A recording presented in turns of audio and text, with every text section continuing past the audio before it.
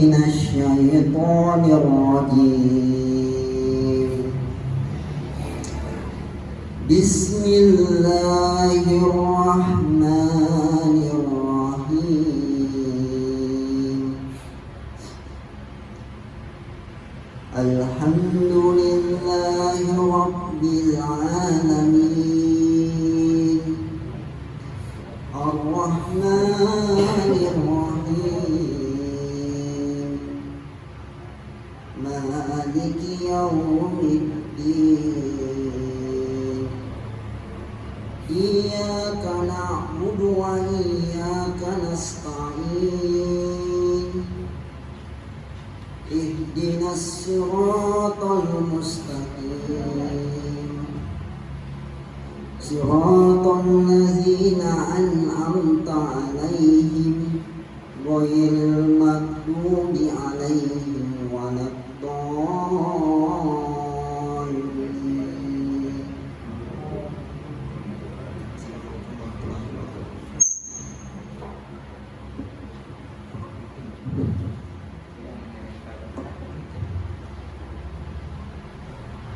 Baik, saya terjemahkan surah Al-Fatihah dalam bahasa Makassar. A'lainuka mangerikan Allahu Ta'ala batu ripanyunyukna setan ni kaleroya. Ilalangarena karen Allahu Ta'ala karai masarro mangamasean namasarro mangarimanang. Sikama pamujian napatani karen Allahu Ta'ala karena sikontu alam karai masarro mangamasean namasarro mangarimanani ampatani allo pabalasaka ikat taji isong bakarai na ikat tetonji ni Pak Nganroy panolong kijojo kani kambe uluang malampu sudah ia mintu uluana kek nanile baka isare papinyama teai uluana kek nanile baka anggapa pangalaroi na teai todong kek nani malimua masarro manabai pakananta di masarro matinggi. Wassalamualaikum warahmatullahi wabarakatuh.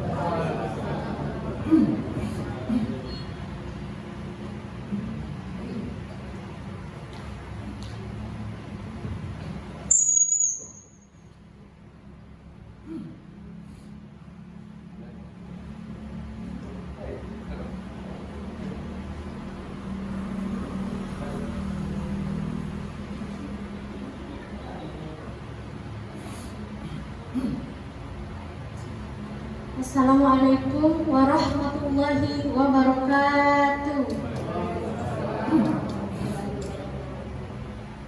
Selamat pagi dan salam sejahtera bagi kita semua. Yang kami hormati para narasumber, moderator, serta seluruh peserta kegiatan Emposipita Mahri yang berbahagia. Puji dan syukur marilah kita panjatkan kehadirat Allah Subhanahu wa Ta'ala, Tuhan yang Maha Esa. Karena atas rahmat dan karunia-Nya kita dapat berkumpul dalam kegiatan Emposipita Mahri ini dalam keadaan sehat walafiat. Izinkan saya selaku pembawa acara untuk membacakan susunan acara kita pada hari ini. Yang pertama, pembacaan ayat suci Al-Quran yang tadi sudah berlangsung. Yang kedua, pembukaan. Ketiga, pembacaan doa. Keempat, menyanyikan lagu kebangsaan Indonesia Raya. Yang kelima, pembukaan diskusi oleh moderator. Yang keenam, penyampaian materi oleh narasumber. Yang ketujuh, diskusi terkait penyusunan Ranperda. Yang kedelapan, penandatanganan usulan rekomendasi Ranperda, dan yang terakhir penutup.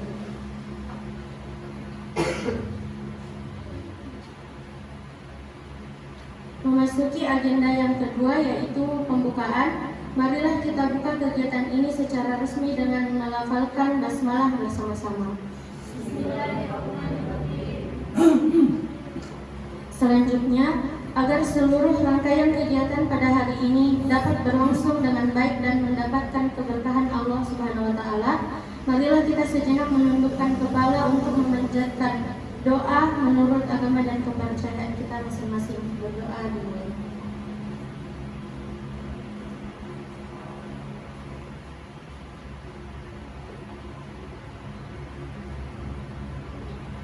Berdoa selesai.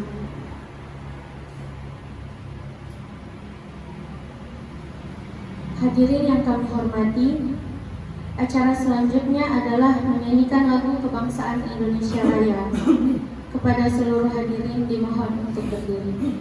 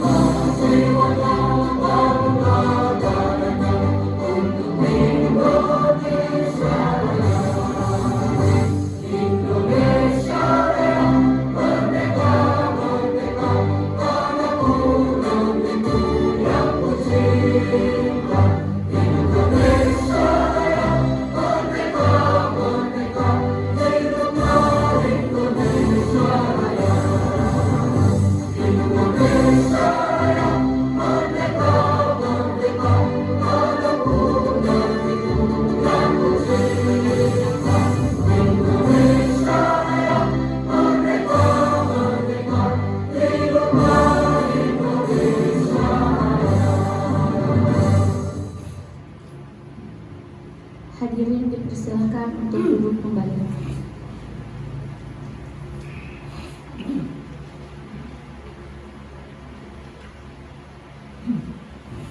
Sebelum kita melangkah ke acara berikutnya, marilah kita mendengarkan sepatah kata dari Ketua Yayasan. Kepada beliau kami persilakan.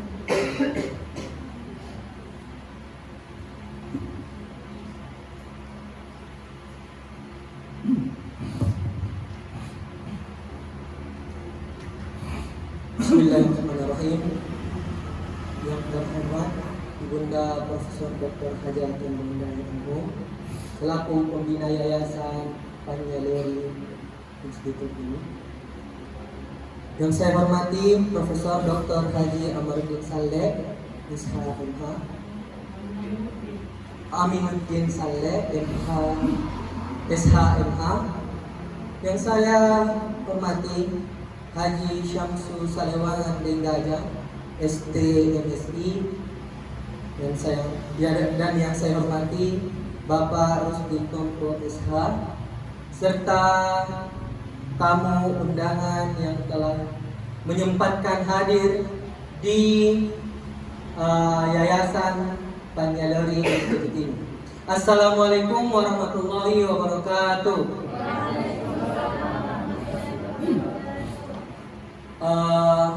Hamdan wa syukran Allah, salatu wa salaman ila Rasulillah amma ba'd. Rabbi israh li sadri wa yassir li amri wa hlul 'uqdatam min lisani yafqahu qawli, amma ba'd. Pada kesempatan hari ini kita berkumpul kembali di tempat ini yang insya Allah diberkahi oleh Allah Subhanahu wa taala. marilah kita bersama-sama mengucapkan salam beriringan salawat kepada junjungan Nabi besar kita Nabi Muhammad SAW.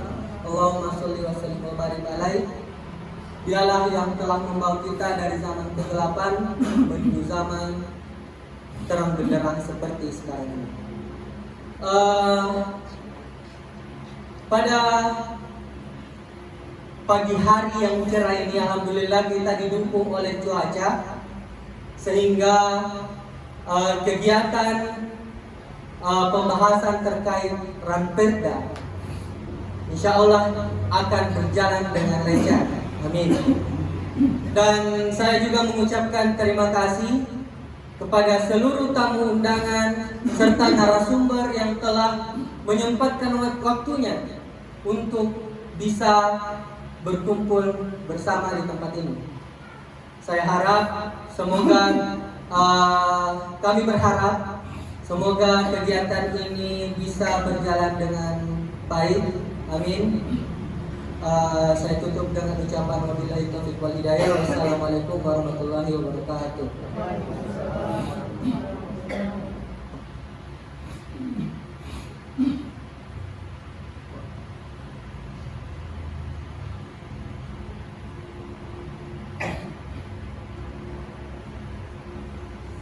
Kini tiba saatnya kita memasuki agenda inti, yaitu pemaparan materi dan diskusi penyusunan Ranperda yang akan dipandu langsung oleh moderator.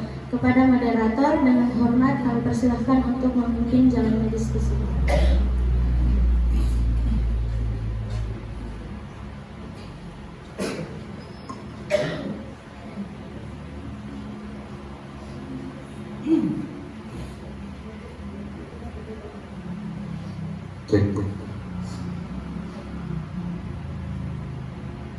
Bismillahirrahmanirrahim.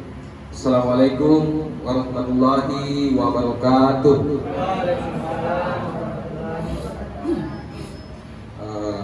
Alhamdulillah, puji syukur kita panjatkan kepada Allah Subhanahu wa taala karena pada pagi hari ini menjelang siang kita masih diberikan kesehatan dan kesempatan untuk bisa berkumpul di tempat ini di Yayasan Panjairobi Institute. Tentu saya salam dan salawat tak lupa juga kita kirimkan kepada Nabiullah Muhammad Sallallahu Alaihi Wasallam. Allahumma sholli wa sallim wa barik alaihi.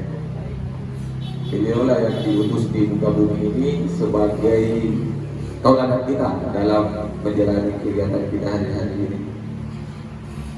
Sebelumnya kami ucapkan selamat datang kepada para narasumber, pada Prof.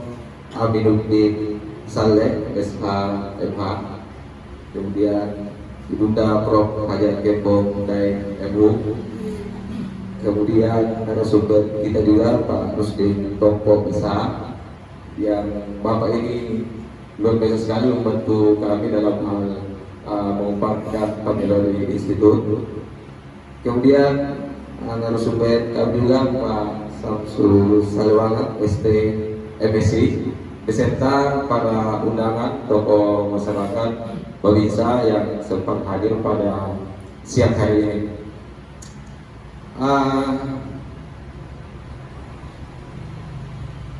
Langsung saja, sebagaimana kita ketahui bahwa aksara lokal itu bukan hanya sistem tulisan, tetapi jejak peradaban masyarakat Sulawesi Selatan. Di dalamnya tersimpan nilai sejarah, hukum, adat hingga kearifan lokal yang membentuk jati diri orang Makassar. Demikian pula bahasa dan sastra Makassar adalah penopang utama karakter, etika, serta pandangan hidup masyarakat kita. Jika tidak diatur, tidak dilindungi, dan diajarkan secara sistematis, maka perlahan warisan ini itu dapat tergerus oleh arus globalisasi. Untuk itu dalam perkumpulan ini, dalam forum ini yang sangat strategis dan bermakna, yaitu diskusi tentang bagaimana mendorong rancangan peraturan daerah Kabupaten Takalar tentang pembelajaran lokal bahasa dan sastra Makassar. Semoga forum ini bukan hanya sekedar ruang dialog formal, melainkan ruang tanggung jawab moral kita sebagai masyarakat Kabupaten Takalar, khususnya dalam menjaga, merawat, dan mewariskan identitas budaya kita kepada generasi yang akan mendatang. Juga sebagaimana kita ketahui bahwa Kabupaten Takalar ini adalah wilayah budaya Makassar yang memiliki tanggung jawab strategis untuk hadir melalui kebijakan yang konkret dan berkelanjutan. Ranperda itu diharapkan menjadi payung hukum yang mendorong penguatan pembelajaran aksara lontara, pelestarian bahasa, serta pengembangan sastra Makassar di lingkungan pendidikan dan masyarakat luas. Tentu saja juga kita harapkan dalam kegiatan ini itu bisa menjadi rekomendasi bagi Kabupaten Takalar, terus juga bagi Dinas Pendidikan untuk bisa memberikan masukan dari kegiatan ini supaya pembelajaran terkait dengan bahasa Makassar, terkait dengan budaya-budaya juga muatan lokal yang dibahas di pembelajaran sejarah, baik itu di SD, SMP, SMA, itu sudah dimuatkan sejarah-sejarah yang ada di Kabupaten Takalar khususnya. Jadi kita membahas tentang Takalar secara lokal, bukan belajar tentang sejarah Indonesia. Jadi kita ketahui dulu bagaimana sejarah yang ada di Kabupaten Takalar. Itu harapan kami dalam diskusi ini. Nah, untuk lebih jelas membahas tentang bagaimana pembelajaran bahasa Makassar, kemudian sastra bahasa Makassar, saya kira kita langsung saja masuk dalam diskusi ini. Untuk itu kepada para audiens mohon untuk disimak baik-baik. Sebentar kita akan buka pertanyaan untuk kita adakan diskusi. Adalah sumber pertama, Prof. Oke, Prof. Kami persilakan kepada Prof untuk menyampaikan gagasannya terkait kegiatan kita pada pagi ini. Silakan, Prof. Terima kasih. Assalamualaikum warahmatullahi wabarakatuh. Alhamdulillahirrahmanirrahim. Wassalatu wassalamu ala sayyidina Muhammadin wa ala alihi wa sahbihi. Mari kita mengucapkan puji dan syukur kepada Allah Subhanahu wa taala.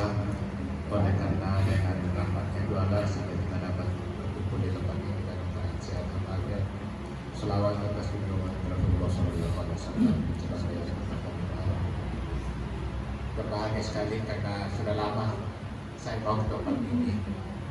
Kenapa? Ialah karena ini barangkali salah satu tempat yang kita saling mendukung ya dengan Balaparakat. Kami di Balaparakat itu punya kegiatan berarti bersama.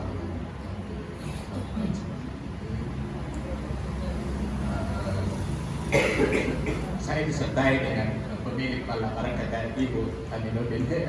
Kemudian ada kepala sekolah Pak Sasyadin, kepala sekolah ada. Saya pikir saat prihatin saya dengan Prof. Teko bahwa ada kekhawatiran jangan sampai aksara lontara ini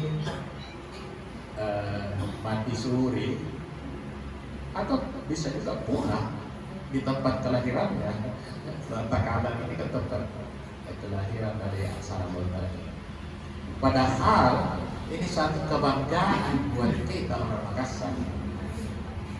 Ya, bukan sekadar dibanggakan ya, tetapi harus kita lestarikan, harus kita bukan sekadar dilestarikan, tapi dikembangkan ya, dikembangkan aksara lontara. Coba kebanggaan buat orang Makassar. Kita punya bahasa Makassar, kan dia bicara Makassar kan? Kita punya, tidak banyak bangsa yang punya bahasa. Yang kemudian yang kedua ialah kita mempunyai aksara lontara. Di dunia ini yang punya aksara itu Arab ya, itu Al-Quran. Kemudian Cina, Jepang, Indonesia tidak punya aksara. Apa yang dilakukan ialah kita pinjam aksara Latin yang dipelajari di sekolah, aksara Latin. dapat dibayangkan kalau orang Amerika Latin katakan tidak boleh lagi mau pakai aksara, apa yang akan terjadi? Siapkah kita untuk menggantikan dengan aksara baru? Itu luar biasa ya. Kita punya aksara, dan ini kenapa kita tidak pelihara? Sebetulnya tahun lalu itu cuma karena keterbatasan, karena kendala kesehatan ya. Kami diundang ke Jepang. Kenapa bisa aksara Jepang itu begitu maju? Luar biasa majunya Jepang. Saya selalu berikan contoh, coba begitu hebatnya itu orang Jepang, begitu majunya orang Jepang. Salah satu perintah Kaisar Hirohito itu pada waktu hancur lebur itu Nagasaki dan Hiroshima, dia katakan yang pertama itu lestarikan budaya, termasuk aksara ya, lestarikan budaya, cari guru yang masih hidup. Kalau budaya bagus, kalau guru-guru masih hidup, dipelihara itu guru ya. Ini penting, bukan hanya guru SD, termasuk kita guru besar itu mestinya kita lindungi, bro. Kalau itu terjadi, Kaisar katakan, kalau budaya sudah maju, kalau guru sudah terlindungi, Jepang kan seluruh dunia. Pada waktu itu Bapak TNI, dia protes, itu bilang Kaisar gila ya. Kami TNI yang paling berjasa itu membela Jepang sampai. Kemudian Kaisar katakan, oh bukan maksudnya begitu. Selama ini kita perkuat tentara Jepang supaya bisa berperang ya dengan sekutu. Tetapi akibat karena kekuatan fisik yang kita pelihara, maka kita berperang cari musuh dan akhirnya perang dan kita kalah. Kaisar katakan seperti itu. Dan apa yang terjadi beberapa tahun kemudian setelah Kaisar itu memperintahkan lestarikan budaya, lindungi guru, bukan dilindungi saja, tetapi disejahterakan, Jepangkan seluruh dunia, dan 75% dunia menjadi Jepang. Coba sekarang saja itu mobil-mobil yang terparkir mobil rata-rata kota Jepang. Kita menjadi Jepang, masuk di rumah ada kulkas, ada apa, hampir 70% dunia menjadi Jepang. Antara lain karena perbaikan budaya. Budaya kita aksara ini, aksara luar biasa itu. Itu yang saya katakan bahwa bangsa-bangsa di dunia ini besar, termasuk Jepang, karena punya aksara. Banyak bangsa yang tidak punya aksara. Amerika tidak punya aksara. Dia pakai yang lain. Yang ketiga ialah kita punya pesan leluhur, pempasan Suryono. Saya ingat pempasan, saya suka mengambil Jepang ya, karena itu adalah salah satu negara Nabi. Ada satu pempasan Suryono di Jepang, itu judulnya namanya Kaizen. Kaizen itu adalah evaluasi diri secara berkala. Jadi orang Jepang itu ditanamkan oleh leluhurnya, perintah Kaizen. Hari ini evaluasi apakah hari ini lebih baik dari yang kemarin. Minggu lalu bagaimana? Bulan lalu bagaimana? Itu terus dilakukan dan alhamdulillah Jepang luar biasa. Selanjutnya kita punya lagu Makassar. Luar biasa itu lagu-lagu Makassar. Kemarin sore saya diundang oleh komunitas Cina di panel sama Prof. Mufis Paik berbicara di hadapan Cina. Itu Cina, tadi saya sudah katakan sama sama Pak Rusdinto, ini kita orang Makassar kadang-kadang, tapi ini bagus, ini ada perkembangan yang memperhatikan. Bukan kita yang orang luar yang memperhatikan budaya kita. Coba, nama Makassar itu kembali dari kata ujung pandang. Itu yang memperjuangkan itu adalah profesional. Profesional orang Melayu, Prof. Abdullah orang apa? Orang berkorban, kampungnya istri saya. Kemudian ada yang kita sebut tadi yang orang orang Ambon, tapi dia berjuang mati-matian itu bagaimana supaya Makassar. Kenapa dia katakan kalau Makassar ini punah, termasuk kalau Lontar ini punah, peradaban ini terganggu.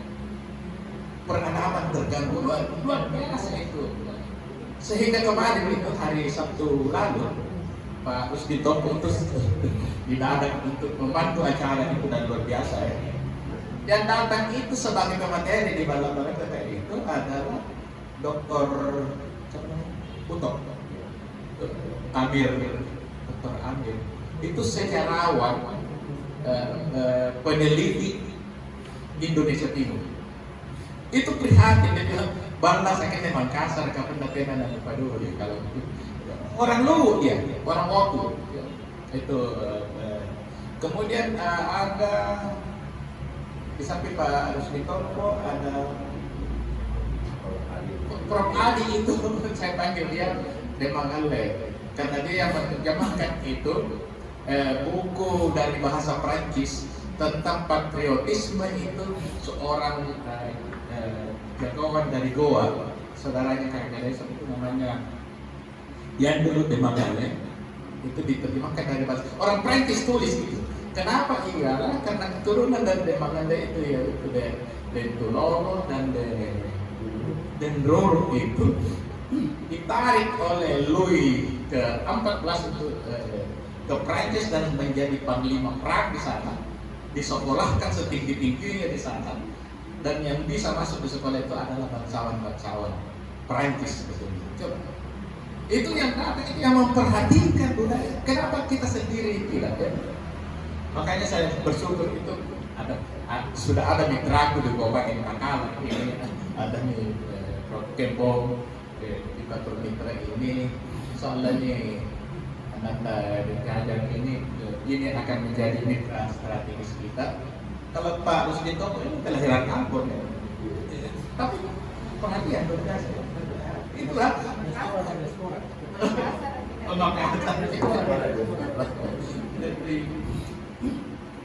yang perhatikan juga budaya perkembangan kita itu orang Chinese, orang Cina sangat perhatian. Ada satu tuh kemarin itu ada salah satu seniman orang Cina Makassar itu namanya Ambang Chiong. Ambang Chiong itu akhirnya dia tidak kawin karena membaktikan dirinya kepada sastra Makassar. Salah satu sign lagunya dia campur itu antara bahasa Indonesia, bahasa Melayu dengan bahasa Makassar. Salah satu pantunnya itu dia katakan hujan gerimis tak racik-racik, hujan gerimis merintik-rintik, jatuh di tanah tak racik-racik, rambut keriting nak porocicik, paraikan teh silacik-lacik. Apa makna dari silacik-lacik ini? Ini adalah salah satu fenomena kenapa budaya Makassar tidak bisa maju. Karena mereka ketahui silacik-lacik. Kalau ada yang mau maju, turunkan dia. Kita bersifat seperti katak, menjilat ke atas, menyikut ke samping, menendang ke bawah. Kan apa itu? Tumpan. Ini tidak boleh. Yang kedua ialah kekhawatiran saya kekhawatiran dari Prof. Kempo ini ialah bahwa kita tidak bangga. Padahal kita bangga punya aksara Lontar, punya bahasa Makassar, punya lagu. Mestinya kita bangga. Saya itu setiap hari ini ibu ini orang Bugis, tetapi setelah anak menantu saya luar biasa, macam-macam. Tidak ada. Tetapi kami ajarkan cinta karena ini adalah budaya luhur kita. Dan mari kita mencintai. Dan kemarin itu mungkin ada di Facebook, ya main di Facebook. Itu saya upload itu di Mio. Ya. Itu ke sini itu ditonton oleh 6.000 orang lebih. Berarti itu satu hal yang menarik karena ada nilai-nilai filosofis. Jadi budaya kita sendiri orang Makassar kadang-kadang kalau kan saya kayak ini pembaluman IKEA. Ibu bertanya, siapa yang di rumah IKEA? Nak 10.000. Bukan ibu, kuliah dia kurang, nak tidak bisa dikurang. Coba, malu dia berbahasa Makassar. Ibu orang Bugis tapi berusaha untuk mencintai budaya Makassar karena memang kita sepakat bahwa ini budaya dulu. Ditakanlah di jalanan ini. Coba nih kita singgah sebentar bertanya siapa balik Rejo Untia malu-malu. Kenapa malu kita? Nah itu yang saya katakan bahwa ini mau jangan lihat karena kita itu orang Makassar anak kudu direwat kadang-kadang ya. Padahal itu sudah harus direduksi. Saya membahas sedikit ini contoh. Nanti saya jelaskan kalau ada waktu. Karewangan di Bakalongko, pas Sigiyak dengan di Bakalongko. Saya itu ceramah di mana-mana terus kan. Saya suka diundang di mana-mana. Sampai di Belanda saya diundang jalan. Mengenai sifat ini jangan terlalu diekspos. Kita orang Makassar kadang-kadang yang kita suka itu si Sepul. Apa kan si Sepul?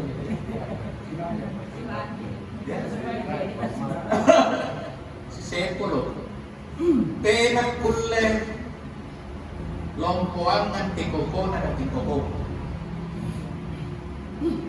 Unanya tingkoko gak lihat kubakaya nama Sepul. Itu kadang-kadang yang saya pikir ini yang tertanam di benak kita itu di Galesum itu karena corona kampanyana beba corona pagalakang buri na pupuk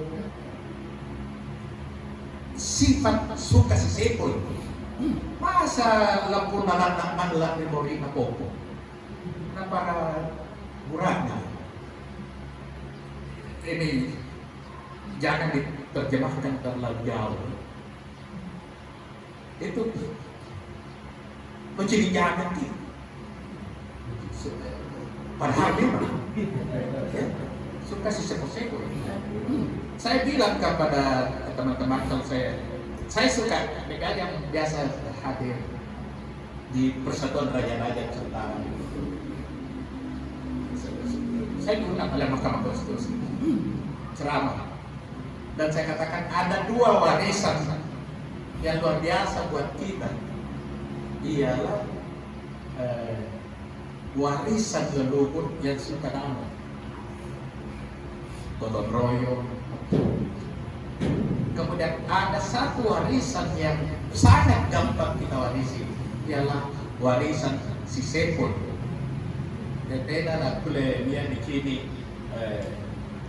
tetangga malikurkas mereka teram musuh lagu ini.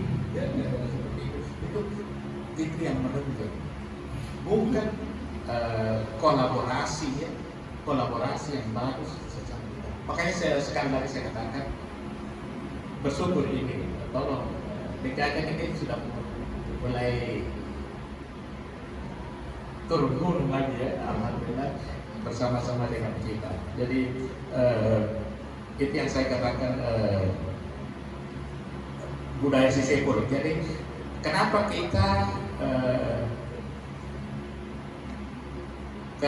kita tidak melestarikan itu budaya leluhur kita? Waktu di Mahkamah Konstitusi itu Raja Solo itu bicara. Itu Raja Solo itu dia punya istana itu 18 hektar, tapi hancur luar biasa karena selalu berkelahi antara PJ Ulen dengan Muslimum ya. Kan teman mereka semua. Terus Muslimum itu katakan, yang mulia, ayo kita jalan-jalan ke Solo, tolong damaikan kami itu dengan 3 ular. Itu masing-masing menganggap dirinya sebagai ahli waris raja. Saya bilang sebetulnya begini, 3 ular yang mula 3 ular yang mula Muslimum itu dua-duanya mengaku sebagai warisannya keturunan dari Raja Solo. Padahal itu paradigma sudah berubah. Akhirnya Mikanaya Tubaji, Mikanaya bangsawan.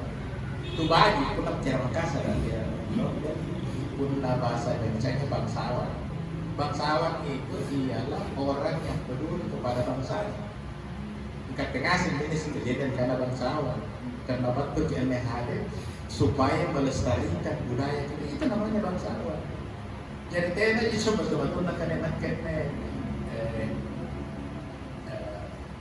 mangge ku sadana yo kare perombakan asal suka gigi yo dalam ngaku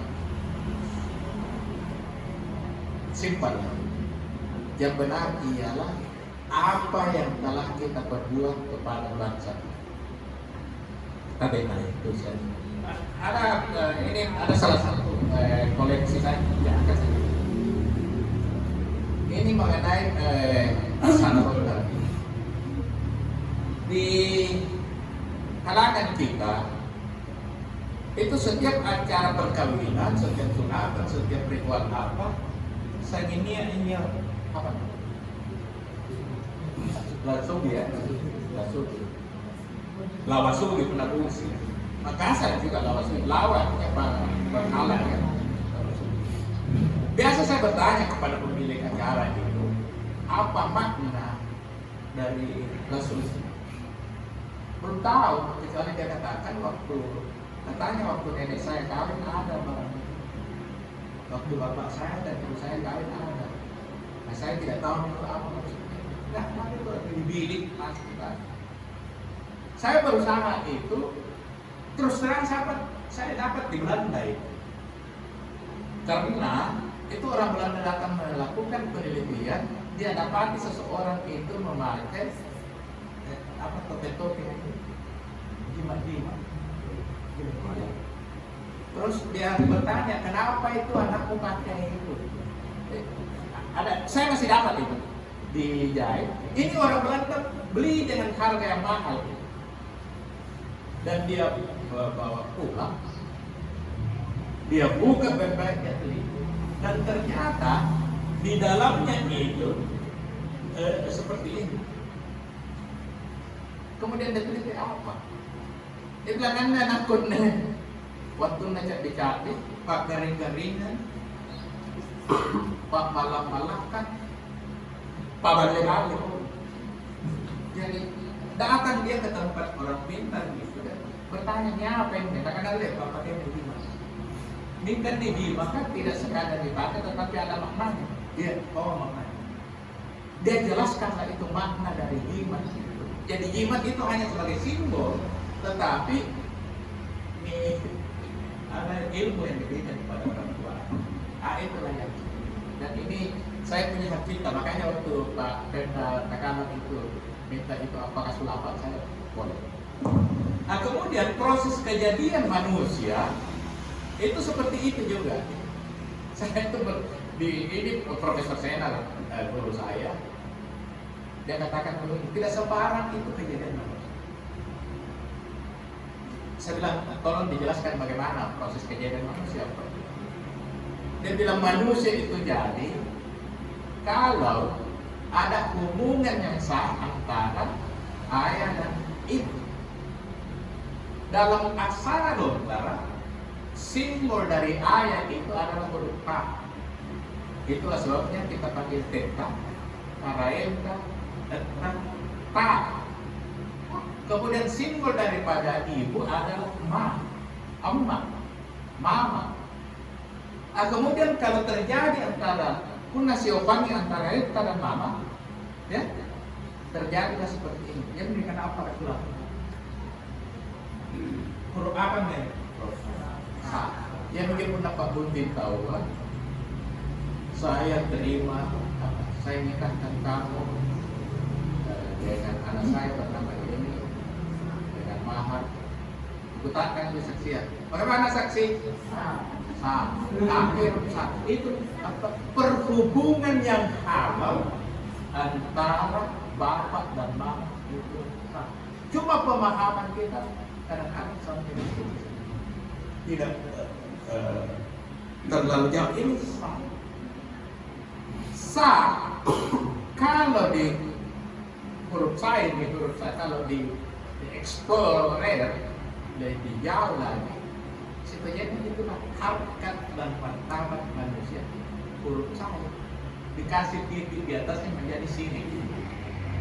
Sini harkat dan martabat manusia. Kalau tidak nanti menjadi cerita mengenai salah seorang pejabat kita, itu tidak apa-apa, dia ada persoalan besar di pokok apa semua demi harkat dan martabat manusia. Itu ini menjadikan burak dia. Itu dia menjadikan buraknya.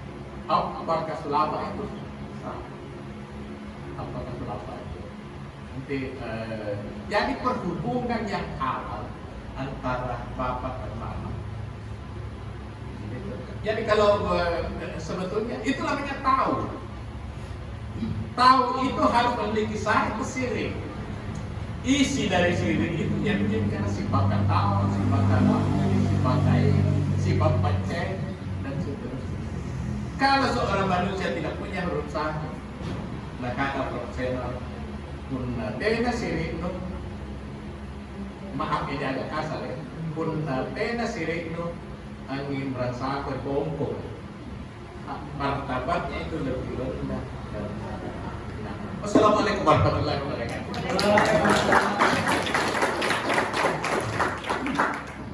Terima kasih Prof, luar biasa pemaparannya. Kita langsung lanjut ke narasumber kedua kita, yaitu Ibu dan Prof Kepong, dan dengan ini dipersilakan.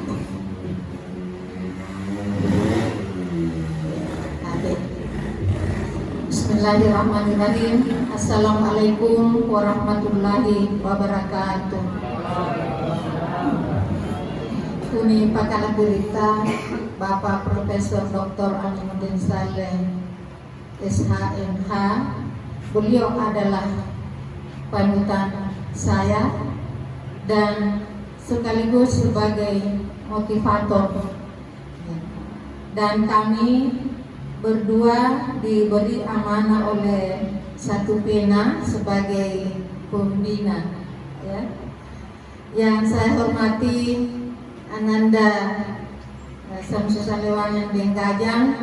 Sebenarnya sudah lama kami berkomunikasi lewat Facebook dan WA, dan kita bersyukur beliau kembali lagi ke Makassar untuk menjadi mitra dan sekaligus sebagai panutan untuk kita semua. Yang saya hormati Bapak Rusdin Tompo SH yang luar biasa. Kegiatan ini dapat dilaksanakan berkat motivasi beliau yang waktunya hanya 1 minggu, tapi karena kemauan dan keinginan yang kuat yang didukung oleh Ananda panitia yang luar biasa, sehingga kegiatan ini dapat dilaksanakan. Ya, jadi karena disumpah itu malah berita yang penting kualitasnya. Ya, syukur kita memuji tamat tapu mengirkan Allah Subhanahu wa taala. Nasabahanne alua yang dikasih buntulu atrapungan ritampakane poro empo sipi tangari. Istilah ini kadang-kadang sering digunakan, ya. Orang Makassar mengambil istilah dari bahasa Bugis tudang sipulung, padahal katanya ton istilata empo sipi tangari. Mari kita viralkan istilah ini supaya Makassar bisa juga yang mengikuti jejak Bugis yang istilahnya ya si besok, ya, kate ya si tindang biring, ya. Dan tadi istilah sisepolo, ya, mudah-mudahan istilah ini dapat membuat kita semakin kreatif untuk menciptakan istilah yang dapat membuat kita semakin bangga terhadap budaya kita. Alhamdulillah, Sangkama Sumpai Naganatu Malak Derita, beliau berpasangan dengan orang Bugis Bulukumba. Inaknya almarhum pasanganku tahu Bulukumba tolong. Jadi ini luar biasa Bulukumba, dan beliau juga yang menginspirasi, ya, menyampaikan kepada anak bungsunya, ya, bahwa jadikanlah tempat ini sebagai tempat untuk, ya, untuk berdiskusi dan mendukung apa yang selama ini dirintis oleh Mama Tan. Mudah-mudahan kehadiran kita di sini, ya, dapat menjadi motivasi dan kekuatan spiritual bagi kita untuk membuat sesuatu yang dapat bermanfaat untuk kemaslahatan orang banyak. Jadi nanti biasa bukan kalian, ya, kalau saya syukur alhamdulillah sudah, ya, melebihi dari apa yang menjadi target saya dalam pencapaian akademik. Tapi hidup saya tidak berarti tanpa berbuat sesuatu yang dapat menjadikan sisa hidup ini berharga bagi orang lain. Tuni pakalak dirkan asing yang kehadirin. Tadi telah dijelaskan tentang Lontara, dan ini saya kira luar biasa. Sebagai orang Sulawesi Selatan, orang Makassar, kita jangan hanya prihatin akan kepunahan Lontara, karena semua yang bernyawa pasti akan mati. Demikian juga dengan Lontara. Tapi yang perlu kita tangisi adalah di saat kita masih hidup, atalla sainjaki amal-amalangi mataya minka anak cucunta tena mo ngaseni apan jo Lontara. Alhamdulillah, Prof. Amiduddin telah men-share berbagai kegiatan dan mencerminkan bahwa budaya ini masih hidup, insya Allah, karena sudah digitalisasi. Demikian juga saya, insya Allah dalam waktu dekat digitalisasi Al-Quran, terjemahan bahasa Makassar yang saya tulis dengan aksara Lontara dan Latin itu sudah digitalisasi oleh Kementerian Agama Republik Indonesia, dan itu menunjukkan ada jejak.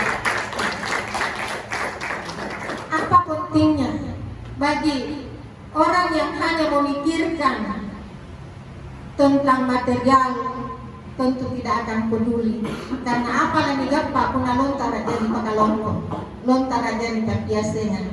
Tapi kita tidak pernah bayangkan kapan lagi Lontara itu hidup jika sudah punah.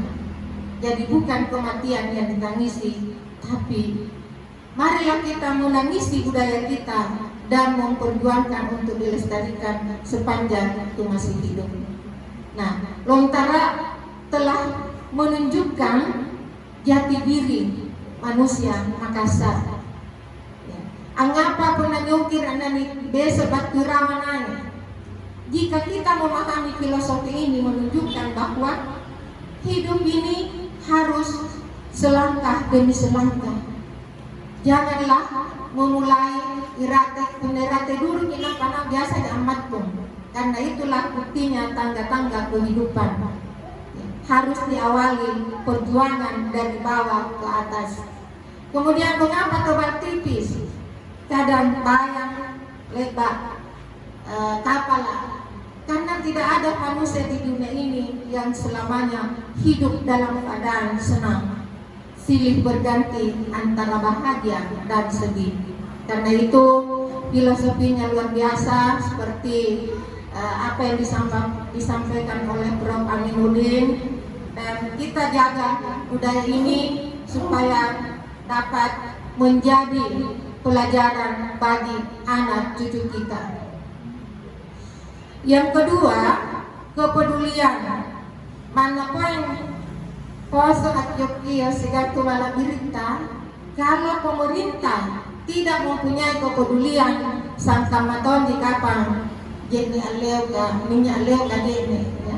Oleh karena itu kita bersyukur mudah-mudahan pada kegiatan ini dapat menjadi rancangan rekomendasi untuk kita ajukan kepada pemerintah dan DPR agar membuat ranperda tentang pembelajaran lontara bahasa dan sastra Makassar.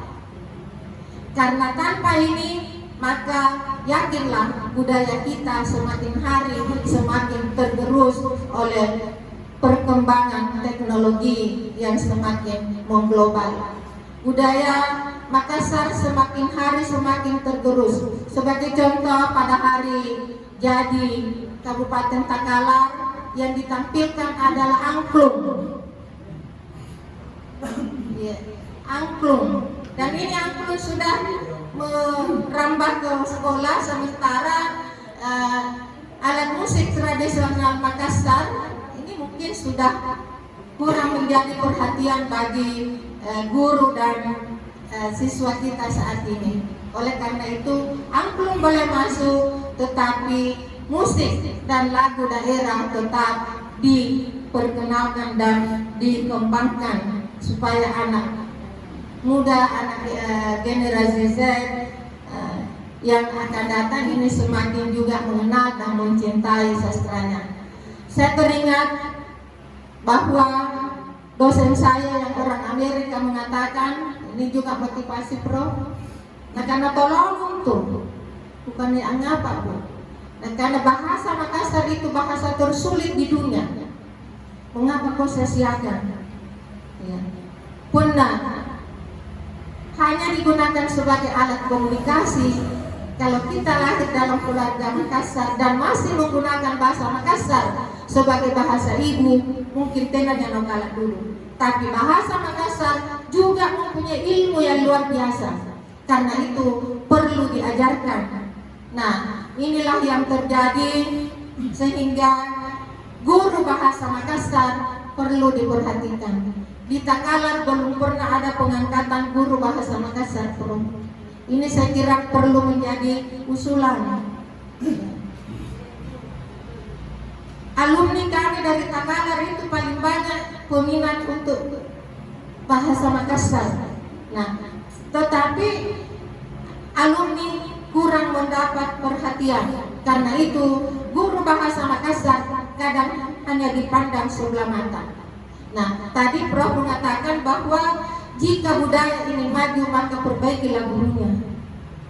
Ya, ini saya kira hal yang harus diperhatikan. Kemudian pembelajaran bahasa Makassar ini harus dijadikan memang sebagai salah satu ranperda.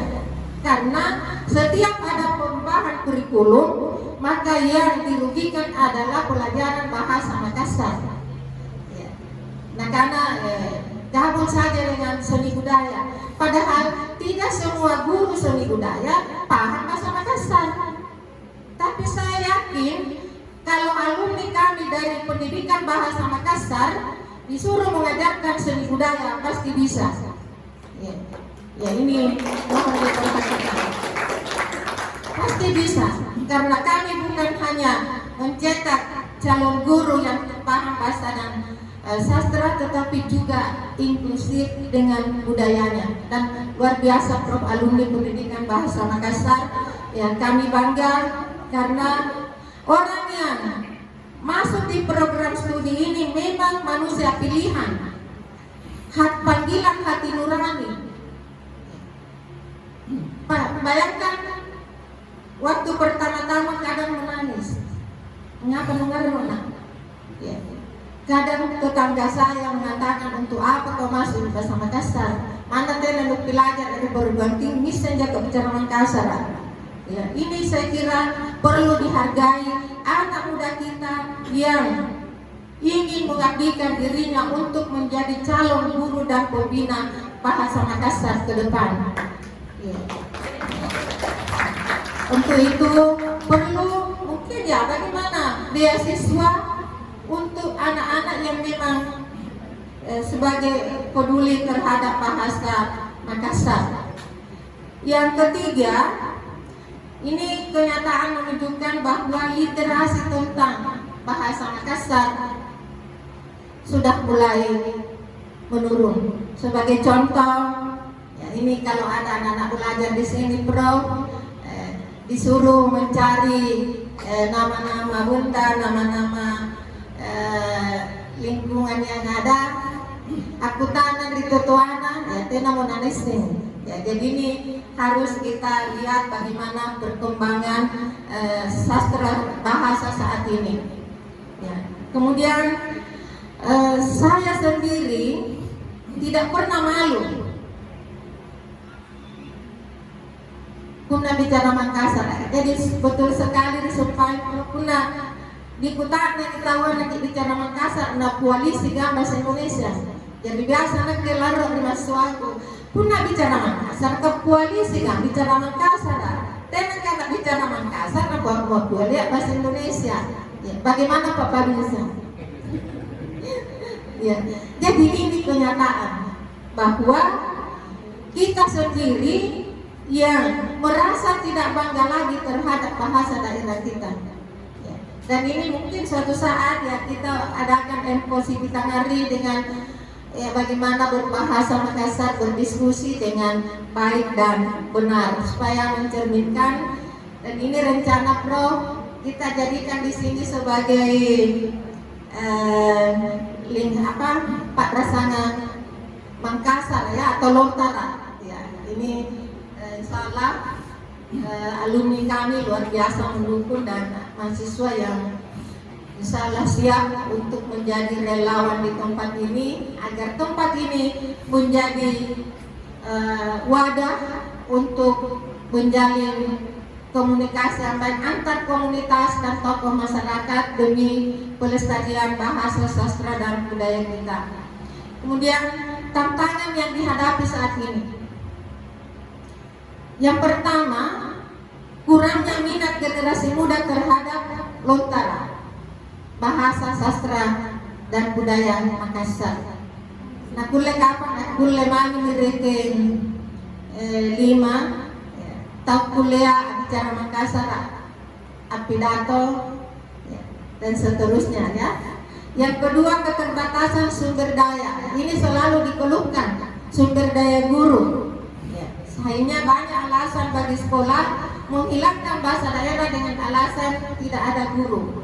Padahal alumni bahasa Makassar itu sudah banyak. Dan kalaupun belum ada, maka guru yang paham sebagai bahasa ibunya bahasa Makassar itu dapat mengajarkan bahasa Makassar.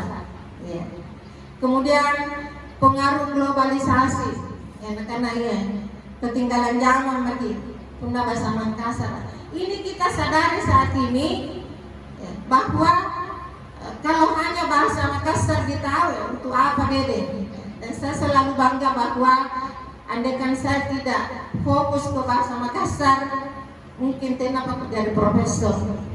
Karena kalau bahasa Indonesia itu banyak yang ngurus. Karena itu anak-anak pandai-pandai lah melihat peluang. Ya. Ya. Mungkin saya tidak dikenal. Seandainya saya tidak mempunyai perhatian terhadap bahasa dan sastra daerah. Oleh karena itu, jadi siri-siri ya. Insya Allah kalau kita senantiasa membuat konten, membuat apa di media, maka bahasa Makassar bisa dikenal dan menjadi bahasa yang menarik untuk dunia internasional. Karena bahasa daerah memiliki keunikan tersendiri dibanding bahasa lainnya. Belum lagi bagaimana sastranya itu luar biasa. Kita memiliki karya sastra yang luar biasa yang mungkin sangkaman nama dunia ya. Dan itu kata-katanya luar biasa. Jadi orang Makassar itu orang pintar, Prof ya, cerdas. Karena jauh sebelum orang Amerika mendarat di bulan, atau Makassar kebetulan di bulan. Batu rate nak di bulan, waktu tak nak di bintoy. Apa kan anak? buntilong koja besalang. Ini luar biasa filosofinya. Orang Makassar dari kecil kita diajarkan supaya jangan korupsi, jangan memakan barang yang bukan milikmu. Dalam kelona anda naik ke lukua si batu-batu rampona matung konana di pari umba-umba. Nak kete aja angandre kuna kaluku nilukka malakat nakke di batulu di pokokna. Ya, ini luar biasa. Nah, kemudian kurangnya dukungan orang tua. Angapa kita tuanya natea mana ajar anak-anak bicara Makassar. Kapan lagi kunang tama anaknya di TK, kasih tenagana, anaknya tidak tahu berbahasa Makassar. Ini saya kira yang aneh ya. Karena itu orang tua, mari kita mengajarkan anak kita berbahasa Makassar di usia pertumbuhannya. Karena anak yang menguasai bahasa ibunya terlebih dahulu, insya Allah akan lebih cerdas dibanding anak yang hanya menguasai satu bahasa. Katanya sekolah pakai mati pelajar bahasa Indonesia. Nak sekolah mana SMP Pak, aku lancar-lancar bahasa Indonesia. Tapi yang salah bisa. Tapi kalau bahasa Makassar tidak dikuasai sejak dini, yakinlah bahwa punalong kita belajar bahasa Makassar, bicara Makassar tonya itu mingka bicara Makassar tena mona runtuh-runtuh. Kadang bahasa ini karena bicara Makassar lagi, padahal bahasa Indonesia ini karena bahasa Indonesia lagi, bahasa Makassar. Ya, jadi ini saya kira harus menjadi perhatian. Kemudian tentu dukungan pemerintah. Ini sudah berapa tahun ini tak kalah hari jadi yang ke-66. Sudah ada karantina tentang pembelajaran lontara bahasa dan sastra Makassar, ya, termasuk budayanya. Ya, saya kira ini menjadi keprihatinan kita. Marilah kita mulai dari awal karena mungkin beliau para pemimpin kita mempunyai niat tetapi belum tersentuh untuk itu. Jadi dari sinilah mudah-mudahan kita dapat memberikan gagasan agar dapat segera membuat peraturan daerah berkaitan dengan apa yang selama ini menjadi keprihatinan kita. Kemudian selanjutnya ya, kesulitan mengajarkan bahasa daerah. Jangan ini sangat mengajarkan bahasa daerah itu bagi saya sendiri jauh lebih sulit daripada bahasa Indonesia. Karena di samping kita mengajarkan bahasanya, sastranya, budayanya, juga aksara kita ada aksara lontara, ada aksara serang, ada aksara Latin. Nah ini luar biasa. Ya, kalau bahasa Indonesia cukup aksara Latin, bahasa Inggris cukup aksara Latin. Tapi bahasa Makassar ada 3 aksara yang digunakan di dalam bahasanya. Nah, kemudian peluang dan motivasi yang dapat kita lakukan yaitu perlunya teknologi digital agar dikenal juga di dunia internasional. Dengan kegiatan ini, ya, jadi sama dengan Prof. Kalau saya juga ada di Facebook dan selalu memposting ada 4 pasang kelong untuk menjadi pembelajaran, dan saya tidak terjemahkan supaya orang penasaran apa bantuannya. Ya, kemudian jadi ini saya kira hal-hal yang penting supaya menjadi usulan bagaimana menjadikan bahasa Makassar sebagai mata pelajaran wajib di sekolah.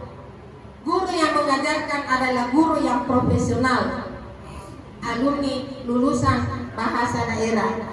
Kalaupun ada guru yang mengajarkan, maka dapat dilatih untuk memiliki profesi sebagai guru bahasa daerah. Yang ketiga, jam pembelajaran bahasa daerah minimal 2 jam, jangan hanya 1 jam. Kenapa pi barisalan akiyo misi siswana kane lagu semijat tabu apalagi MBG banyak pengurangan jam karena sibuk mengatur siswa untuk makan. Ya, kemudian jadikanlah pembelajaran bahasa Makassar sebagai pembelajaran yang menarik. Ini juga bagi anak-anak yang mengajarkan bahasa Makassar. Jangan membosankan, tetaplah belajar. Karena kalau bahasa Makassar diajarkan dengan cara yang menarik, insya Allah anak-anak termotivasi untuk belajar.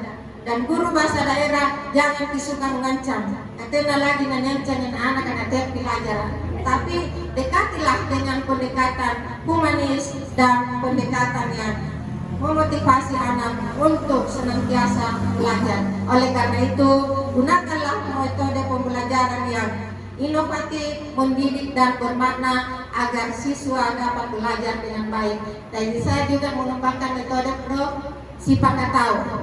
Apa itu Sipakatau? Saling menyapa dengan senyum dan saling menghormati dan menghargai. Interaksi yang menyenangkan, mendidik, bermakna dan berkarakter. P. Perkenalkanlah tujuan pembelajaran dengan jelas. Karena itu bahasa Makassar juga harus memiliki kurikulum, bukan tiba masa tiba akal. A. Ajarkan ilmu, praktikkan keterampilan dan tanamkan sikap yang baik. T. K. Kembangkan kreativitas dan daya nalar peserta didik. A. Ayo bekerja sama dan saling membahagiakan. Tidak ada orang sukses tanpa kerjasama yang baik. T. Tugas adalah seni, bukan sebagai beban. A. Apresiasi. Ya, selamat datang Pak Asnoja dan Pak Denny di Banyalori. A. Apresiasi karya inovatif peserta didik. Dan U. Apa itu?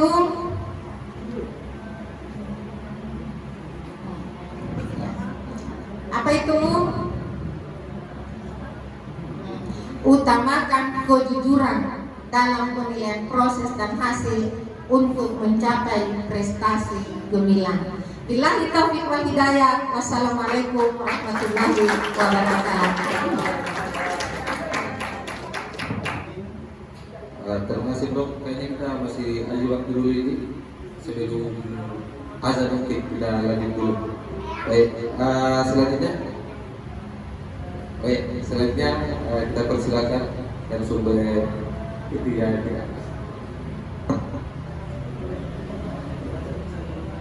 Dipersilakan dengan hormat.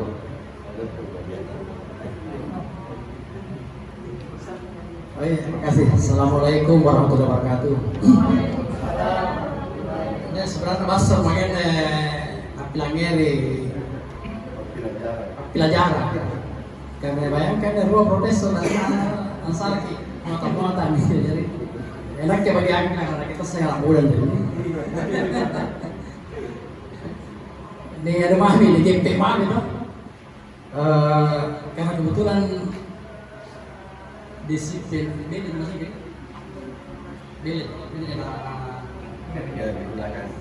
kebetulan studi magister konten adalah kebijakan publik, administrasi publik. Jadi sangat relevan dengan pembentukan perundang-undangan atau dalam konteks kita bicara di sini adalah kita berupaya untuk bahasa Makassar, aksara Lontara, segala sastra Makassar jadi peraturan daerah di Kabupaten Tagana. Nah, sehingga kemudian saya itu lebih banyak masuk ke proses teknokrasinya sebagai satu kebijakan yang akan diputuskan oleh pemerintah. Jadi proses kenegaraan itu. Jadi karena kebetulan saya di situ. Jadi untuk kontennya pendapat atau ngapa na parang unjo bicara Makassar ke aksara Lontara ke saya sastraya dan lindungi peraturan unjo saya ngasih nih sampai saya gini dua guru besar kita yang mahal kita, terutama beliau Ayahanda kita Profesor Amiruddin Saleh Karipatoto. Karipatoto ini luar biasa beliau ya. Setiap saya ketemu selalu karena nakti sebenarnya orang tersesat. Karena beliau ahli hukum tapi ya jadi kan jadi pakut anak ko jawab ko selalu ini apa ya ampun segini barang-barang mereka tengah sekolah. Kemudian Bunda Prof. Bunda ya, saya kira juga telah banyak mengasuh ya peradaban di khususnya kita di Makassar. Nah, dari sekian ini sampai poin yang saya mau tambahkan itu mengapa itu? Saya kesyukuran juga kan dari di wilayah yang berbahasa Makassar ini. Karena Tena mudah-mudahan tuli patenada ya. Tena bencana lompok. Karena salah satu penyebab kenapa bahasa itu kurang karena adanya bencana alam yang besar. Kita ambil contoh yang paling terbaru Aceh. Hanya di sepanjang Aceh sampai pinggir barat Pulau Sumatera.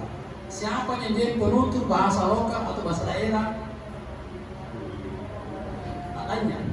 Artinya begitu ada ribuan bahkan ratusan ribu kan, hampir 200 ribu lebih orang meninggal di tsunami Aceh 2004, 20 tahun yang lalu.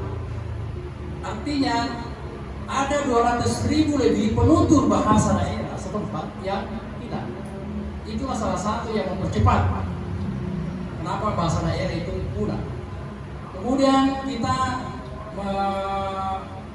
mengambil lagi yang lebih tua, peristiwa meletusnya Gunung Tambora di Nusa Tenggara Barat. Penutur bahasa Bojo tahun 1800 sekian. Anjo saya di kerajaan Tambora. Ada yang asli, yang Tambora namanya Gunung Tambora. Nah, jadi tidak ada yang penutur bahasa. Nah, kata mudah-mudahan ada kawasan jalan ta'ala sehingga beda bencana lompok yang kemudian mempercepat kurangnya bahasa daerah kita ini. Una ancaman-ancaman globalisasi ya, ancaman-ancaman patriotisme karena kita di bahasa Indonesia, tak lainnya balai bahasa di dokter namanya yang ini, balai bahasa. Utamakan bahasa Indonesia, lestarikan bahasa daerah, terus kuasai bahasa asing, ya kan? Itu. Jadi tidak dipertentangkan antara bahasa Indonesia, bahasa Makassar, dan bahasa asing kepada generasi muda kita ya. Jadi seperti itu kira-kira lah konsep besar. Jadi ini menambah sedikit supaya kemudian ini menjadi sesuatu yang sangat-sangat mendesak agar bahasa kita, aksara kita, dan sastra kita ini mendapat perlindungan dari pemerintah Kabupaten Takalar. Poin berikutnya yang ingin saya sampaikan, bahwa untuk menuju kepada terciptanya peraturan daerah, setidaknya ini kan proses kenegaraan nih. Begitu kita masukkan ke pemerintah, jadi domain dari pemerintah ya, apa itu eksekutif maupun legislatif. Setidaknya ada 4 atau 5 tahapan yang ketika sebuah peraturan daerah itu disahkan oleh DPRD. Jadi yang pertama itu perencanaan. Jadi perencanaan ini kita ini bagian dari proses perencanaan itu. Jadi perencanaan perda itu ada dua sumbernya, dari eksekutif dalam hal ini kepala daerah atau bupati dan domain eksekutif yang mengusulkan kepada DPRD. Yang kedua adalah inisiatif dari DPRD itu sendiri. Nah, 2 pintu inilah yang kemudian ke depan kita akan maksimalkan. Jadi penilaian bangun dan ini naskah-naskah yang kita akan sepakati, kita akan bawa ke 2 pintu ini. Misalnya kita akan audiensi dengan bupati sebagai pemimpin eksekutif dan juga kita akan audiensi dengan DPRD sebagai pemimpin legislatif supaya terurus ini barang-barang sih, ya kan? Supaya kedua belah pihak ini menyambut dengan baik. Jadi pernah disuruh memainkan tahap penyusunan, sehingga Pak Imam nih. Itu ibu pasan kalau tetap angkara para mula penjama sesuatu, Pak Imam memang tidak perlu orang lain. Oh jawab. Biasa lagi kan, pun alat lampa tahu lah. Magi balokong pemana. Amo ter kurang lampa bro. Ling jenaka. Jadi sangkaman jendaya. Dia punya sangka kan DPRD tak kalah, apa dimakan pelari? Ya begitulah kira-kira ya. Kemudian tahap penyusunan. Nah, tahap penyusunan ini butuh naskah akademik. Ya ini perikanan ini naskah akademik ini cerita. Sehingga berterikat dengan sehingga para tokoh-tokoh masyarakat, para siapapun yang hadir untuk memberikan masukan dan memperkaya naskah itu. Ya, jadi ibarat katanya mata bilang pada pertama supaya DPRD dengan pihak eksekutif itu lancar sidang-sidang supaya jangan terlalu lama supaya ini peraturan daerah disahkan. Kemudian pembahasan, nah pada saat mereka membahas ini sedapat mungkin kita sudah relatif sudah lebih matang ya, naskah akademik di Bantama. Jadi pada saat mereka pembahasan kita juga senantiasa siap untuk memberikan keterangan-keterangan yang mendukung bahwa kenapa kita perlu memiliki satu peraturan daerah di Takale yang khusus melindungi ini. Nah lalu kemudian mereka ada tahapan yang kedua yaitu pengesahan. Jadi sudah sepakat Kang Asimo, DPRD kemudian mengesahkan tentang peraturan daerah ini. Nah, udah lama mau disahkan, justru tahu-tahu atau di peraturan asing, justru nampak ini tantangan yang sebenarnya yang akan kita hadapi. Karena apa yang kita bicarakan di sini ini baru kemudian diaplikasi, dilaksanakan, dijalankan. Nah, ini ada tantangannya. Kita sosialisasi dulu, kemudian supaya misalnya bagaimana cara mengajar bahasa Makassar yang menarik, nah, supaya ini sedikit tips-tips, jangan ini salah satu bahan-bahan bakunya itu. Nah justru pengawalan perda itu ya membutuhkan energi yang jauh lebih besar dan panjang karena dan seterusnya. Istilah saya itu mengawal peradaban. Jadi adik-adik punya dua salah, ya kan ini itu untuk pengawal peradaban. Jangan sampai peradaban itu mati di tanah di mana peradaban itu dilahirkan.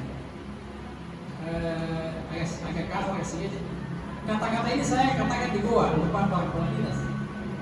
Jangan sampai di peradaban dan di taman kasar kayak tenda justru mati di tanah di mana peradaban itu diciptakan, yaitu Buta Goa ini sekarang ini. Begitu. Nah di Takalar ini mudah-mudahan tidak seperti itu. Kita akan bergerak ke depan sampai perda ini dilahirkan, kemudian implementasi dari perda itu sendiri. Karena disitulah sebenarnya ujian dari keseriusan kita untuk mengawal itu. Para cuma jadi perda nasahkan Pak Bupati, agak DPRD, pernah tidak jangan dijalankan, tidak jangan dikawal gitu. Jangan sampai lepas kita nasahkan DPRD yang bermorol macam-macam, namun kita selesai perjuangan. Wah, tidak seperti itu. Justru nampak ya di lainnya para kondisi proses kita kan apa gini. Saya kira kemudian kemarin beliau Tetapro, Bunda Pro, kemudian ada di Polisi Toko, nampaknya Tom apa dia yang tempat-tempat, salah bupati, apa aja gitu, dengan anggota DPRD kita. Apalagi ini jadi anggota DPRD dari Pak Jokowi, bahkan kita bisa sama-sama memberikan masukan. Jadi gitulah. Jadi saya lebih cenderung ke proses teknokrasinya, karena ini adalah proses kenegaraan. Jadi saya lebih cenderung ke situ. Karena ini berhubungan dengan background saya sebagai ya katakanlah ahli kecil ya di dalam proses pertindakan publik. sehingga apa namanya ini sudah kita sudah sudah mulai ada gambaran dia mau bahan bakunya, kemudian langkah-langkah ke depannya untuk menuju ke sana juga sudah terpetakan. Nah, sekarang ini ikat tema ini apa namanya pembuatan tekad ya untuk kemudian mengawal ini proses sampai pengesahan, kemudian yang tidak kalah pentingnya adalah bagaimana melaksanakan setelah peraturan itu telah disahkan. Saya kira itu dari saya sebagai peserta. Terima kasih.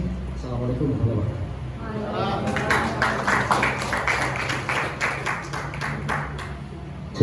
Ya. Terima kasih karena sumber yang ketiga. Ini saya isi dulu, apa kita tetap lanjut dulu atau kita sholat lalu istirahat atau kita tetap lanjut saja dulu? Baik. Baik. Kita langsung lanjut ke narasumber kita yang keempat, itu Pak Rusdi Tompo yang ini dipersilakan dengan hormat. Kasih. Assalamualaikum warahmatullahi wabarakatuh. Ya, yang saya hormati guru saya, Prof. Dr.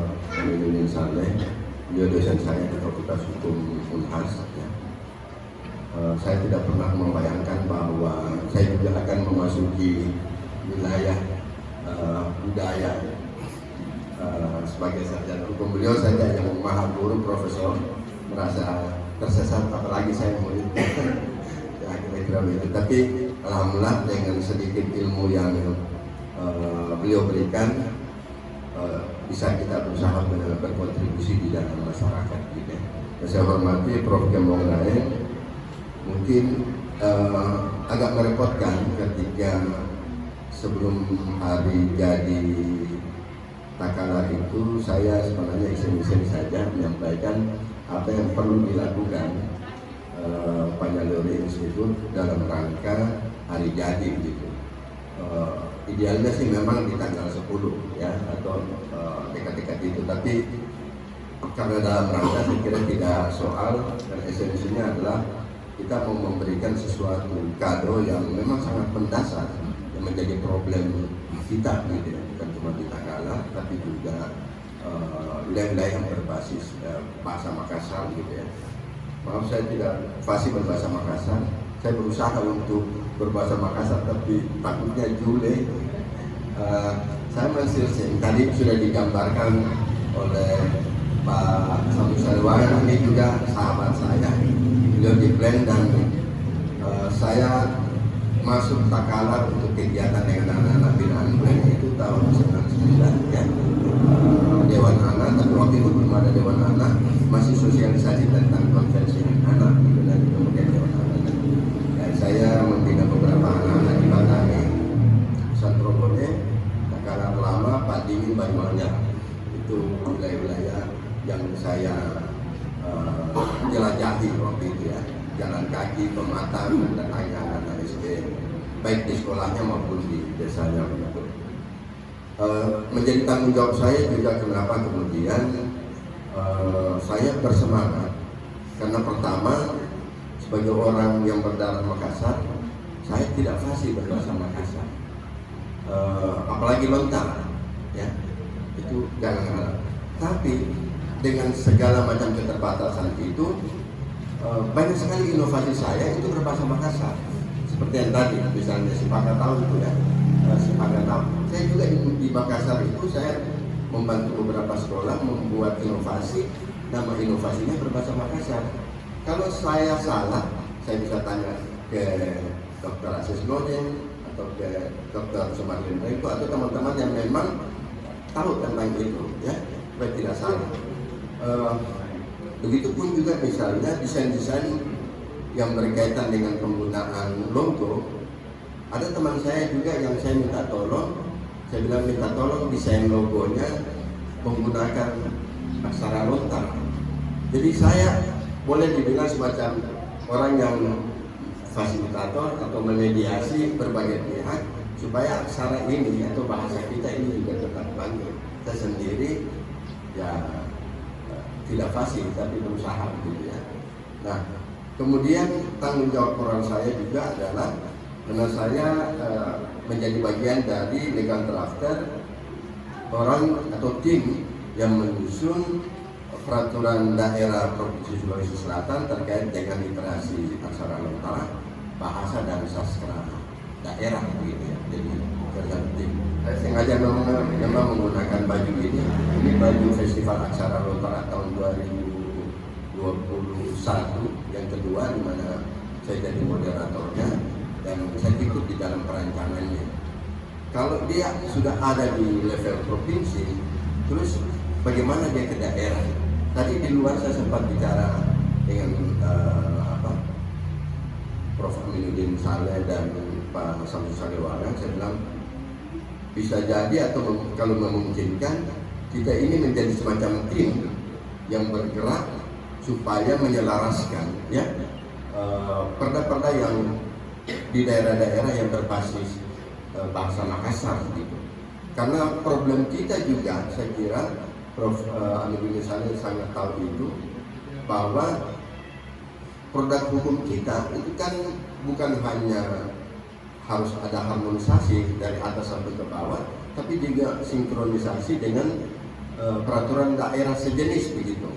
Saya mencoba melihat misalnya kita sebenarnya punya Undang-Undang Nomor 20 Tahun 2003 tentang sistem pendidikan, dan di situ juga dengan jelas disebutkan bahwa perlu ada muatan lokal atau kurikulum pendidikan dasar dan menengah untuk baik SD, MI, SMP, madrasah, SMA atau termasuk madrasah aliyah. Tapi ini kan ada dua wilayah, satu Kemendikdas ya, satu Kemenak ya, kira-kira bagian tadi.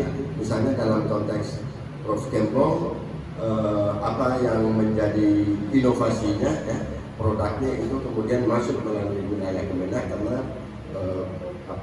berkaitan dengan Al-Quran misalnya ya. Lalu saya agak saya tidak terlalu rinci ya, tapi intinya kita punya dasar hukum.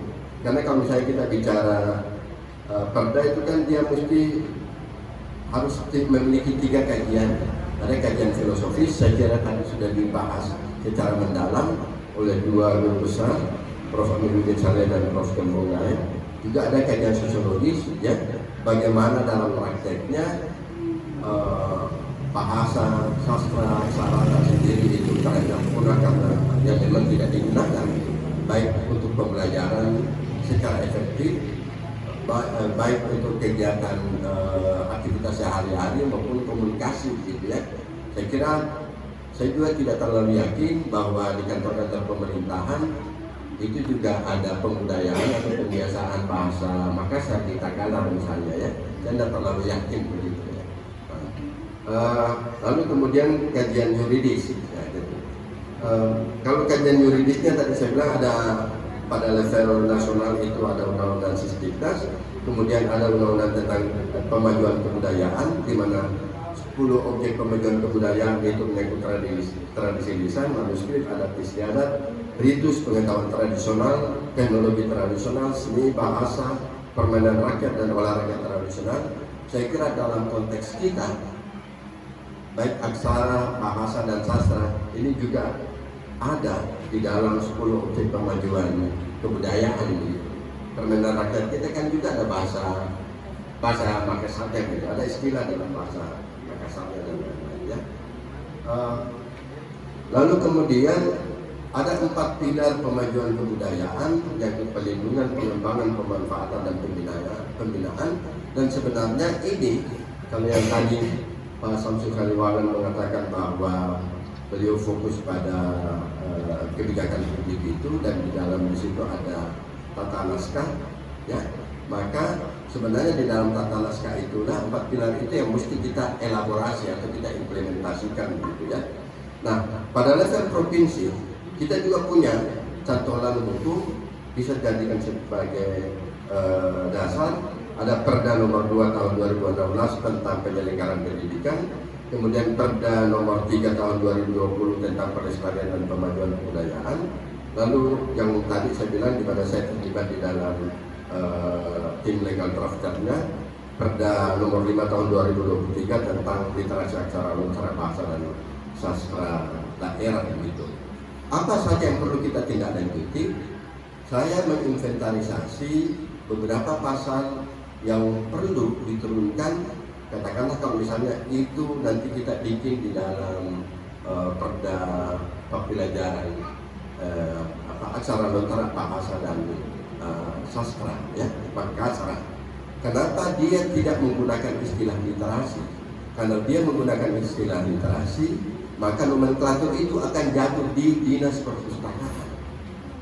Kalau dia bicara tentang budaya, maka dia larinya ke kebudayaan.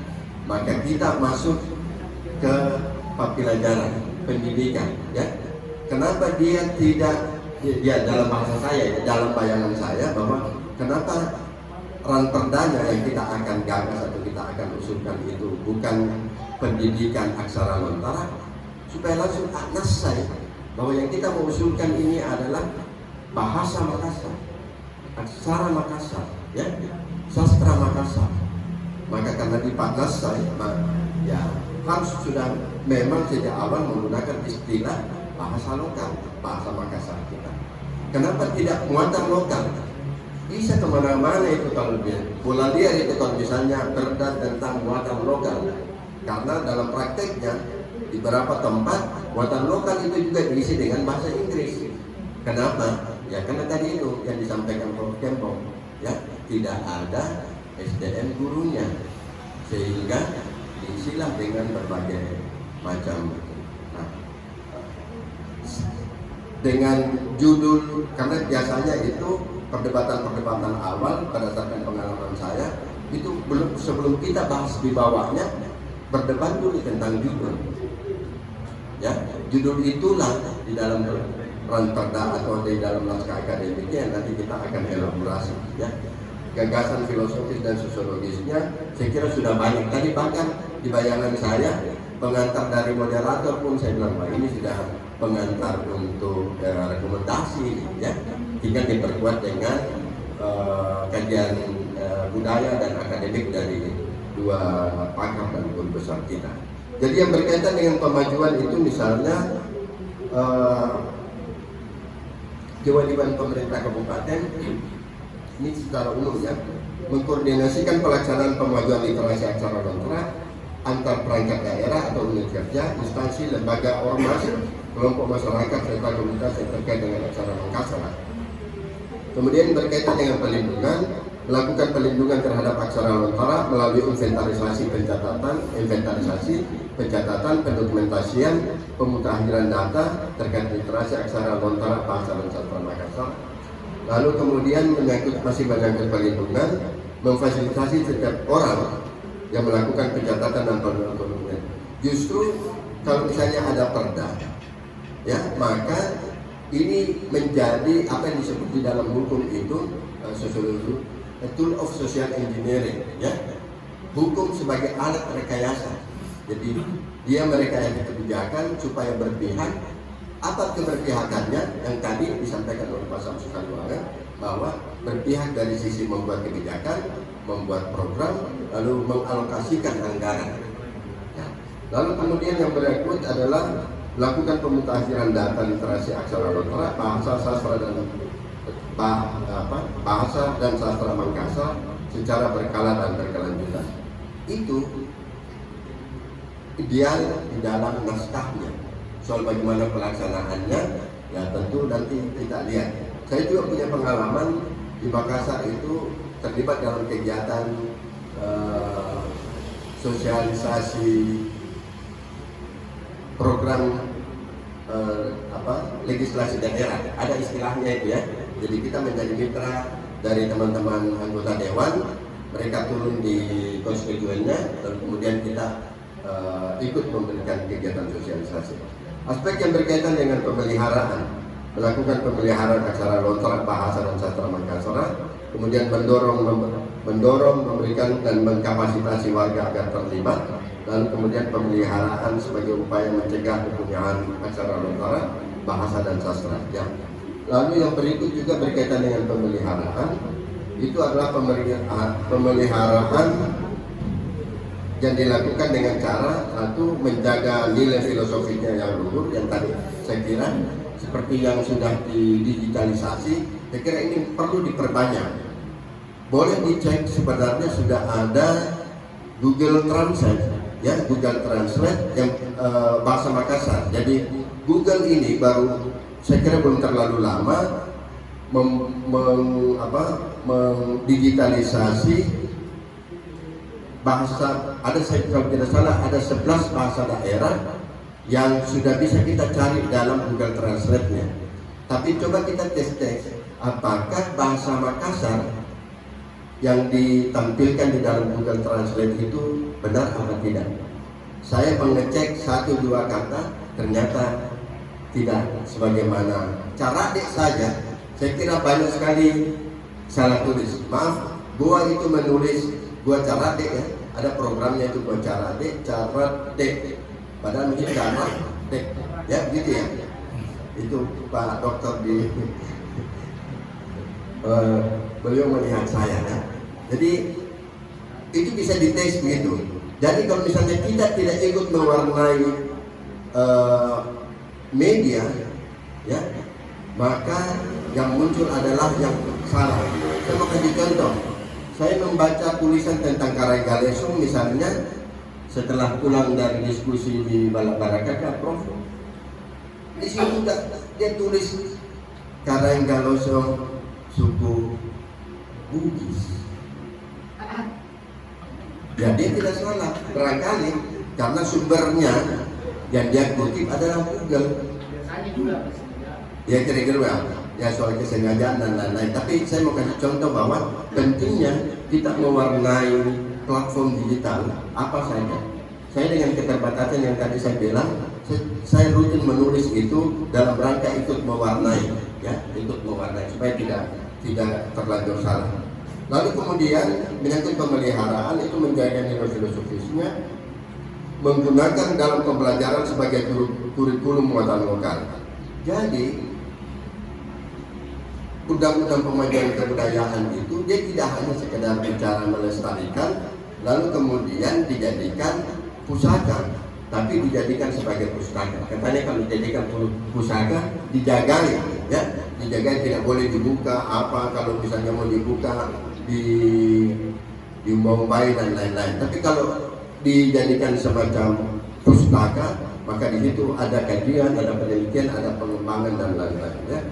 Saya kira yang berkaitan lagi dengan pengembangan itu adalah penyusunan kurikulum dan bahan pembelajaran. Jadi sebenarnya mandat regulasi terhadap kita untuk melahirkan sebuah peraturan yang lebih di bawahnya itu sudah ada.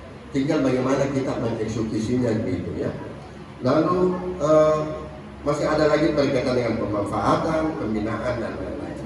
Saya kira upaya kita hari ini sangat selaras dengan visi misi bupati, karena sering sekali dalam strategi advokasi itu kan kita mencari irisan-irisan yang bersesuaian.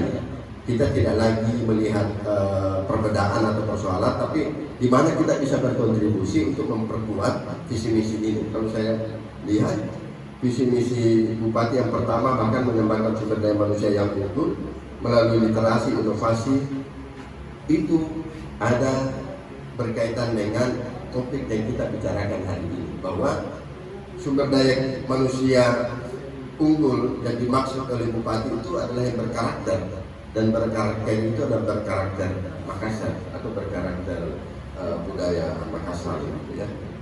Apa yang perlu kita lakukan selanjutnya menurut saya adalah Emposi Pucang hari ini adalah tahap awal. Kemudian saya masih menyarankan lagi perlu ada FGD dengan berbagai pemangku kepentingan untuk kita membuat daftar inventarisasi masalah. Karena daftar inventarisasi masalah itu nanti kita elaborasi sebagai legal drafter, itu biasanya akan dijabarkan lagi lebih jauh di dalam naskah akademik, lalu diubah menjadi pertanyaan-pertanyaan, kemudian pertanyaan itulah yang nanti diubah lagi menjadi norma, menjadi pasal demi pasal, bab pasal demi pasal. Tadi ketika Prof. Kempong menjelaskan, saya kemudian harus diajarkan oleh guru yang profesional, artinya yang berlatar belakang memang pendidikan bahasa daerah Makassar, dan kemudian diajarkan selama 2 jam. Nah, itulah yang nanti kita atur, ya, itu nanti akan diatur. Kemudian harus ada juga pembentukan tim penyusun naskah akademik, tidak dikerjakan secara personal dan parsial, tapi tim itu juga berdasarkan keterwakilan kita. Kemudian barangkali kita bawa lagi di forum satu yang diskusi publik, mungkin di ibu kota, ya. Kemudian penyerahan naskah awal yang tadi sudah ditawarkan, memang ini strategi advokasinya apakah melalui eksekutif maupun legislatif. Karena di sini ada anggota dewan dari daerah Moncong Bomba, ya, maka mungkin kita dorong beliau menjadi tanggung jawab moralnya, menjadi hak inisiatifnya, ya. Tapi kalau bisa dalam setiap tahapan itu kita suarakan, kita publikasikan, karena itu juga bagian dari strategi bermedia supaya rencana kita hari ini itu digaungkan sejak awal dan pada setiap tahapan itu diketahui, gitu ya. Ya, ada juga ya anggota DPR RI dari Pakalar, ya, Pak Ahmad Haji Ahmad Haji Dede yang biasa dipanggil, ya. Saya kira itu saja, ya, bahwa ini tahap awal, tapi kemudian kita butuh lagi mungkin daftar inventarisasi masalah. Poin-poin hari ini rekomendasi sudah bisa kita ajukan, tapi itu masih tahap awal. Karena berdasarkan pengalaman saya, baik dewan eksekutif maupun legislatif itu mereka mau sedikit ada gambarannya yang lebih rinci begitu. Mana mami nanti kemudian pada saat penggarapan naskah akademik itu dikembalikan lagi ke kita. Karena kalau misalnya dia sudah masuk di dalam prolegda, ya, program legislasi daerah, maka itu tentu dianggarkan. Dan begitu dianggarkan, pengerjaan naskah akademik itu biasanya di pihak yang dijaga. Ya, semoga kita ini juga yang mengerjakan itu, karena kitalah yang tahu spirit dan semangat dari rencana Ranperda Pembelajaran Aksara Lontara Bahasa dan Sastra Makassar. Saya kira itu. Terima kasih. Assalamualaikum warahmatullahi wabarakatuh.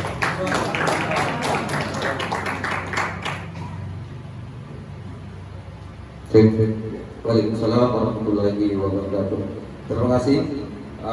Saya kira dari narasumber pertama sampai ke narasumber yang keempat ini sudah cukup banyak menyampaikan beberapa hal. Di narasumber pertama dan kedua, Prof. Abdullah, Prof. Kebok itu sudah banyak memberikan kita motivasi terkait dengan bagaimana kecintaan kita terhadap bahasa Makassar, kemudian bagaimana melestarikan, bahkan mengajarkan kepada anak-anak kita jangan sampai lupa akan bahasanya. Kemudian di narasumber 3 dan 4 saya kira sudah banyak menceritakan bagaimana peta jalan atau roadmap untuk bagaimana ini bisa menjadi kado bagi Kabupaten Tagalar di hari ulang tahunnya. Jadi ini adalah sebenarnya kadonya di Tagalar. Nah, kegiatan ini adalah kado dari Panjilau untuk dikasih ini Kabupaten Tagalar. Mudah-mudahan ini mungkin kado tidak langsung dirasakan, tapi ini kita harapkan bahwa ini akan membentuk karakternya orang Tagalar sesuai dengan visinya Pak Bupati. Ada inovasi kemudian bentuk karakter. Nah, mudah-mudahan dari kegiatan ini kita bisa melahirkan rekomendasi supaya kurikulum pembelajaran bahasa Makassar itu bisa diterapkan di sekolah-sekolah, khususnya di Kabupaten Tagalar. Untuk itu saya buka sesi diskusi kita siang hari ini kepada audiens yang ingin bertanya, atau kita istirahat dulu atau? Baik. Oh iya, karena ini sudah memasuki isoma biasanya bahasanya setelah sholat dan makan. Jadi kita istirahat, sholat dan kita makan. Sholat dulu ya, kita sholat di dalam masjid. Terima kasih. Saya kira kita pending dulu diskusi ini. Kita akan melanjutkan setelah sholat dan makan. Assalamualaikum warahmatullahi wabarakatuh.